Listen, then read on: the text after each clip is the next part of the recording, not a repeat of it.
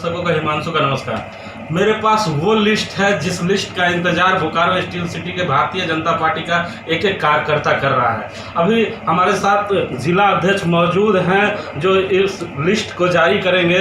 भरत जी अपने कमेटी की आज घोषणा करने जा रहे हैं हमारे साथ। भरत जी, आपका स्वागत है डी फोकस में। देखिए, हमारी ओर से पूरा प्रयास किया गया है कि जो भारतीय जनता पार्टी का बोकारो जिला की समिति बने वह क्षेत्र के हिसाब से, सामाजिक हिसाब से, राजनीतिक हिसाब से संतुलित हो और नए कार्यकर्ताओं को काम करने का अवसर मिले। तो पुराने को साथ लेकर के नए कार्यकर्ताओं को जोड़ने का प्रयास किया गया है। इसमें संगठन के दृष्टिकोण से भारतीय जनता पार्टी का 27 प्रखंड और मंडल है।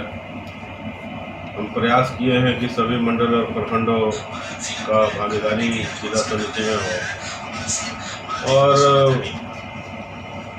हमको उम्मीद है कि यह बहुत सी संतुलित समिति होगी और इस समिति को लेकर के हम लोग जिला में भारतीय जनता पार्टी का और भी काम को सुदृढ़ कर पाएंगे। अच्छा सर, जितने भी दर्शक हैं और जितने भी भारतीय जनता पार्टी के नेता हैं वो अभी ये सुनना नहीं चाह रहे, वो सुनना चाह रहे हैं कि ये जो आपने लिस्ट बनाया है इन 23 में किनका किनका नाम है। तो ज़रा अपने मुख से ही बताइए कि उपाध्यक्ष कौन कौन है। देखिए, उपाध्यक्ष भारतीय जनता पार्टी के संविधान के अनुसार 6 उपाध्यक्ष, 2 महामंत्री, 6 मंत्री, 1 कोषाध्यक्ष और मीडिया प्रभारी, सोशल मीडिया प्रभारी। ये भाजपा का संवैधानिक व्यवस्था है। 6 में अभी 5 उपाध्यक्ष और 5 मंत्री का मनोनयन माननीय प्रदेश अध्यक्ष जी के द्वारा किया गया है और उसमें उपाध्यक्ष हैं दिलीप श्रीवास्तव जी, बोकारो के रहने वाले हैं। कमलेश राय जी हैं, ये भी बोकारो से हैं। अनिल स्वर्णकार जी पूर्व की समिति में ये मंत्री थे, इस समिति में उन्हें उपाध्यक्ष का दायित्व मिला है और बिटरवार के रहने वाले हैं। श्रीमती लीला देवी जो पहले महिला मोर्चा की जिला अध्यक्ष थी, उनको भाजपा के कोर कमेटी में लाया गया है। और अर्चना सिंह जी खुसरो की रहने वाली है, यहाँ से नगर से पार्षद भी रहे। अच्छा सर, 4 उपाध्यक्ष बनाए गए हैं, उसमें 2 महिलाओं को जगह दिया गया है। तो क्या ऐसा कोई रूल है भारतीय जनता पार्टी में कि महिलाओं को भी नहीं, भारतीय जनता पार्टी पूरा प्रयास करती है कि महिलाओं का भी भागीदारी सुनिश्चित हो। इसमें पूरे कार्य समिति में और भी महिलाओं को जोड़ा गया है। पदाधिकारी में भी अभी 2 स्थान रिक्त है, उसमें और महिलाओं को पदाधिकारी। चर्चाएं जोरों पे थी कि महिला जिला अध्यक्ष का चयन अर्चना सिंह के रूप में होगा, लेकिन उपाध्यक्ष के रूप में एक चौंकाने वाला रिजल्ट। देखिए, चर्चा तो घोषणा के पहले बहुत सारी चर्चा आती है और उस चर्चा पर हम कुछ नहीं कहेंगे, लेकिन चूँकि जिला अध्यक्ष का भी मनोनयन भारतीय जनता पार्टी के प्रदेश अध्यक्ष के द्वारा किया गया है और ऐसी परिस्थिति में पूरे समिति का मनोनयन जो है, मनोनीत करने का अधिकार माननीय प्रदेश अध्यक्ष जी को है। और प्रदेश अध्यक्ष जी जिनका भी मनोनयन किए हैं, बहुत हमको लगता है कि सोच समझ के और संतुलित रूप से किए हैं। और महिला मोर्चा की अध्यक्ष का भी हमको लगता है कि सभी समीकरणों का ध्यान रख करके उनके द्वारा मनोनयन किया जाएगा। अच्छा, भारतीय जनता पार्टी में 2 महामंत्री का जगह है। बड़ा जोरों से लोग मतलब जिज्ञासा है लोगों को कि कहाँ कहाँ किस विधानसभा से लोगों को जगह मिला है। सही बात है। भारतीय जनता पार्टी के संवैधानिक व्यवस्था के अनुसार 2 महामंत्री हैं। एक चंदन क्यारी से महामंत्री दिया गया है। चंदन क्यारी ग्रामीण क्षेत्र है और अनुसूचित जाति का सुरक्षित क्षेत्र है, तो वहाँ से प्रयास किया गया है कि वहाँ से लीडरशिप डेवलप हो। इसलिए एक महामंत्री का दायित्व चंदन क्यारी विधानसभा से और एक महामंत्री का दायित्व बोकारो चूँकि मुख्यालय है और चाहे संगठनिक काम हो या कोई कार्यक्रम के दृष्टिकोण से बोकारो का अपना बड़ा महत्व है। क्योंकि अध्यक्ष बेरमो अनुमंडल से है, इसलिए प्रयास किया गया है कि 2 महामंत्री उधर से रहें ताकि संगठन का काम सुचारू रूप से हो। तो सोशल साइड और मीडिया से किन किन लोगों के जीतने जा रहा है? देखिए, सोशल मीडिया सचमुच में, सोशल मीडिया का आज के समय में बहुत ही महत्वपूर्ण स्थान है। खास करके ये कोविड महामारी के समय में, जहाँ की अभी इलेक्ट्रॉनिक मीडिया और प्रिंट मीडिया से थोड़ा सा लोग दूरी चाहे बने हैं, जैसे में सोशल मीडिया का बहुत महत्वपूर्ण रहता है। सोशल मीडिया के प्रभारी हमारे प्रमोद कुमार जी हैं, अनुसूचित जाति से आते हैं और यहाँ बोकारो थर्मल में ही रहते हैं, पुराने कार्यकर्ता हैं, पहले से युवा मोर्चा में काम कर चुके हैं और सोशल मीडिया में और भी 2 लोगों को जिम्मेदारी दी गई है। इसमें सब मीडिया में सोशल मीडिया का सह प्रभारी धीरज झा जी हैं और एक कातनू चौधरी चंद्रपुरा के। धीरज झा जी चास के हैं, जैसे अभी अस्वस्थ थे कोरोना से, वो भी ग्रसित हो गए थे। हम लोग आशा करते हैं और कामना करते हैं कि जल्द से जल्द स्वस्थ होकर के अपना सोशल मीडिया के काम को संभालेंगे। ईश्वर से प्रार्थना भी करते हैं कि वो जल्द स्वस्थ। और एक अतनु चौधरी भी नौजवान लड़का है और काफ़ी सोशल मीडिया पे एक्टिव है, सोशल मीडिया के बारे में जानकारी है, पार्टी के कार्यक्रमों की जानकारी है और पहले से भी काम करते रहे। लोकसभा के चुनाव में हम संयोजक जब थे 2014 में, तो पूरे लोकसभा का सोशल मीडिया का प्रभार भी वो संभाल चुके हैं और काम बहुत अच्छा रहा, इसलिए जिला समिति में। अच्छा सर, पूरे जिले में मंडल का भी बहुत बड़ा जिम्मा रहता है, तो तमाम मंडल अध्यक्ष ये देख रहे हैं, वो जानना चाहते हैं कि आखिर किनका किनका नाम है, तो ज़रा लाइन से आप मंडल अध्यक्षों की घोषणा करें। संजय प्रसाद और खुसरो नगर से भाई प्रमोद सिंह हैं, चंद्रपुरा से राजेश सिन्हा, गंगवाली से सचिन मिश्रा और जरीडी से बलराम रवानी, भूमिया से नारायण महतो और सालम से शिवशंकर दुबे, जलपनिया से महेश बास्के और पेटरवार से रविशंकर जायसवाल जी। अच्छा, 4 लोगों को नाम छोड़ दिया गया, क्या कारण है? नहीं, कुछ वैसा नहीं है और हमको लगता है कि इसकी जिम्मेवारी जो अपने प्रदेश के प्रभारी थे मंडल अध्यक्षों के मनोनीत करने का, और बहुत ही सोच समझ करके सभी मंडलों का उन्होंने घोषणा किया है, तो उसका भी जल्द उनकी स्वीकृति आ जाएगी तो उसकी घोषणा हम लोग करेंगे।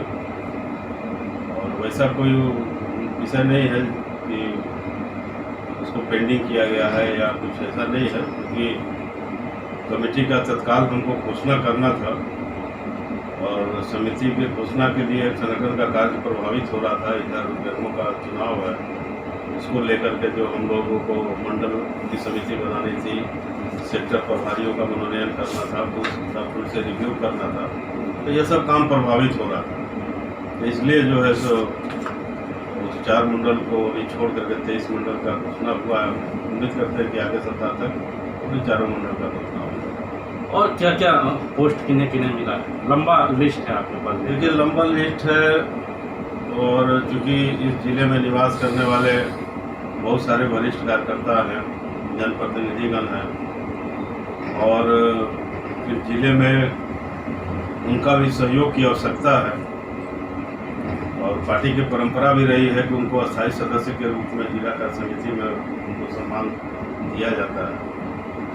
तो वैसे हमारे जनप्रतिनिधि और निवर्तमान जनप्रतिनिधि और वरिष्ठ कार्यकर्ताओं को लेकर के 40 व्यक्तियों को जिला कार्य समिति की जो अस्थायी आमंत्रित सदस्य हैं उनके रूप में उनको माननीय प्रदेश अध्यक्ष जी ने मनोनीत किया है। इसमें हमारे धनबाद के सांसद माननीय प्रेम सिंह जी हैं, निवर्तमान सांसद गिरिडीह के माननीय रविंद्र पांडे जी हैं और चंदन क्यारी के माननीय विधायक उमर बावली जी, बोकारो के विधायक रिची नारायण जी, बेरमो के निवर्तमान विधायक माननीय केशव बाबू जी और हम लोगों के अभिभावक स्वरूप भूमिया के पूर्व विधायक छतुराम महतो जी। उनके अलावा जो हमारे 6 पूर्व जिलाध्यक्ष हैं को अस्थायी आमंत्रित सदस्य के रूप में माननीय प्रदेश अध्यक्ष जी ने मनोनीत किया है। बाकी कुछ विशेष आमंत्रित सदस्य के रूप में जो प्रमुख कार्यकर्ता हैं उनको भी रखा गया है और जिला कार्य समिति में 62 जो है कार्य समिति के सदस्य के रूप में माननीय प्रदेश अध्यक्ष जी ने मनोनीत किया। अच्छा, लंबी लिस्ट है। देखिए, लंबी लिस्ट है भरत जी की, भरत जी को बताने में भी मुश्किल होगी और मुझे दिखाने में भी मुश्किल होगी, लंबा समय लगेगा।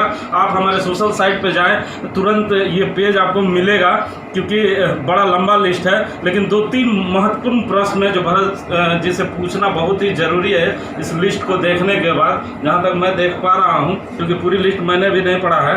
मैं उनसे ज़रूर पूछना चाहूँगा कि सर, जब आप जिला अध्यक्ष बने थे तो मैंने एक प्रश्न आपसे पूछा था कि विधानसभा में जिन जिन लोगों ने पार्टी विरोधी गतिविधियों में शामिल हुए हैं, क्या उन्हें पार्टी दंड देगी? तो मुझे लगता है कि लिस्ट में बहुत ऐसे बड़े नाम हैं जो छूट रहे हैं, तो क्या मान लिया जाए कि उन्हें पार्टी ने इशारों ही इशारों में इशारा दे दिया? देखिए, इस बारे में तो चूँकि मनोनीत प्रदेश के द्वारा किया गया है, अब कौन लोग विधानसभा के चुनाव में पार्टी विरोधी काम किए, इसकी जानकारी तो हमें नहीं है। और माननीय प्रदेश अध्यक्ष जी ने जिनका भी मनोनयन किया है बहुत सी सोच समझ कर किया है, लेकिन ऐसे जो हम देख रहे हैं कि अस्थायी आमंत्रित सदस्य, विशेष आमंत्रित सदस्य और कार्य समिति के सदस्य, अगर सभी लोगों को जोड़ दिया जाए तो सभी स्थानों से लगभग सभी प्रमुख कार्यकर्ता इसमें भागीदार हैं। वैसा कोई हमको प्रमुख नाम नहीं दिख रहा है जो कि कोई वैसा नाम छूट रहा है। वैसा अगर कुछ छूट भी रहा होगा संयोगवश, तो अभी भी उन लोगों को कार्य समिति में या विशेष आमंत्रित सदस्य के रूप में जोड़ा जा सकता है। लेकिन हमको नहीं लगता है कि कोई विशेष या प्रमुख व्यक्ति इसमें छूट रहा है। देखिए, हमारे साथ भरत यादव थे जिन्होंने साफ तौर पर बताया कि हिमांशु जी, हमारी पूरी सेना तैयार है, और उन्होंने एक लंबा चौड़ा लिस्ट हमें थमाया है और बताया भी है कि किस तरह भारतीय जनता पार्टी के नए कार्यकर्ता जो जोश खरोश के साथ अब बोकारो जिले में काम कर पाएंगे। ये लंबा लिस्ट है, हर कोई को खुश करने का प्रयास किया गया है, लेकिन कुछ ऐसे चेहरे इसमें भी नजर आ रहे हैं जिन्होंने विधानसभा में पार्टी विरोधी काम किया था, बड़ा नाम होने के बावजूद भी उनका नाम इसमें मौजूद नहीं है। अब भरत जी को तो ये नहीं मालूम चल रहा है, लेकिन हम समझ रहे हैं और लोग भी समझेंगे इस लिस्ट को पढ़ने के बाद विरोधी काम किया है तो पार्टी ने भी इशारा दिया है। लेकिन अंत में एक प्रश्न जरूर पूछना चाहूंगा कि क्या मान लिया जाए कि भरत यादव इस बार फिर बलिदान देंगे और श्री राम का इंतजार करेंगे कि इस बार भरत यादव इतिहास बदलेंगे बेरवा विधानसभा में और चुनाव लड़ने के लिए खुद आगे बढ़ेंगे? क्योंकि इसके पहले भी आपने 2 बार चुनाव के लिए प्रयास किया था, पार्टी ने वो सम्मान नहीं दिया, लेकिन इस बार उपचुनाव में क्या पार्टी आपको वो सम्मान देगी कि भरत यादव फिर श्री राम का इंतजार करेंगे इस सेना के साथ? देखिए हिमांशु जी, पार्टी में हम 88 से काम कर रहे हैं। हम अपने पहले इंटरव्यू में भी आपको बताए थे, और हम लोग इस अपेक्षा को लेकर के काम नहीं कर रहे थे कि हम लोगों को पार्टी में सांसद या विधायक बनना है, क्योंकि भारतीय जनता पार्टी की आइडियोलॉजी को हम लोग आत्मसात किए हैं और उसकी आइडियोलॉजी से प्रेरित होकर के संगठन का काम कर रहे हैं। रही बात सम्मान का, तो हम मानते हैं कि पार्टी हमको बहुत सम्मान दिया है, और चूंकि मजदूर क्षेत्र में हमारा थोड़ा रुचि था, तो भारतीय जनता मजदूर मोर्चा का जब गठन हुआ पहली बार हमको समझिए कि एक जिले से उठा करके और राष्ट्रीय सचिव पार्टी ने बनाया। भारतीय जनता मजदूर महासंघ का गठन हुआ पहली बार, तो हम अपने आप को बहुत ही सौभाग्यशाली समझते हैं कि उसका पहला भी अध्यक्ष बनने का अवसर हमको मिला, और मंडल से लेकर के राष्ट्रीय स्तर तक इसमें काम करने का अवसर मिला। तो हम मानते हैं कि इस लंबे कालखंड में पार्टी ने बहुत सम्मान दिया है। हाँ, यह बात जरूर है कि जिला समिति में हम बराबर त्याग करते रहे हैं। जो भी जिला अध्यक्ष बने हम लोगों ने बराबर सहयोग किया है, और कभी भी हम मंडल जिले में कोई पदाधिकारी नहीं बने। एक आमंत्रित सदस्य और विशेष आमंत्रित सदस्य के रूप में जो भी जिला संगठन के द्वारा दायित्व दिया गया वो काम हम लोग करते रहे। कभी यह नहीं सोचे कि हमको कोई पद मिलेगा तभी हम मतलब काम करेंगे। और यह आपके लिए भी जानना आवश्यक है कि जिले का एक आमंत्रित सदस्य होते हुए भी जब पार्टी के लिए सबसे महत्वपूर्ण समय चुनाव है, जब चुनाव आया है, तो गिरिडीह लोकसभा जैसे जिसका कि भौगोलिक सीमा काफ़ी जटिल है, वैसे लोकसभा का हमको संयोजक बनाया गया है। तो सुना आपने, ये भरत यादव थे। लगता है इतिहास बदलेगा कि नहीं, ये कहना बड़ा मुश्किल है, क्योंकि रामायण में हम लोग देखा करते थे कि जब भरत को सत्ता मिल गया था तो वो वन वन भटकते थे और बड़े भाई श्री राम की तलाश में उन्हें बुलाने के लिए जंगल चले गए थे और कहा कि आपकी सत्ता है, आप ही बैठे। भरत यादव भी कह रहे हैं कि नाम भी मेरा वही है और काम भी मेरा वही है, लेकिन ये कौन से भरत हैं ये तो आने वाला वक्त बताएगा कि ये कलयुग के भरत हैं कि इस बार ये दावा ठोकेंगे कि नहीं, ये तो वक्त बताएगा। लेकिन अभी जिला कमेटी की घोषणा भरत यादव ने कर दिया है। कई नए चेहरे हैं जिन्हें काम करने का इस बार मौका मिला है, क्योंकि भारतीय जनता पार्टी में लगातार कार्यकर्ता कह रहे थे कि हमें मौका नहीं मिलता है। मैंने पहले इंटरव्यू में ही भरत यादव से पूछा था कि क्या आपके आने के बाद नए चेहरों को चांस मिलेगा, तो भरत यादव ने इस लिस्ट को जारी कर बता दिया है कि भारतीय जनता पार्टी में बदलाव होने वाला है और पेड़ों में भी बदलाव होगा। कैमरामैन देवेंद्र के साथ जीपी हिमांशु, अंतर्गत BTPS।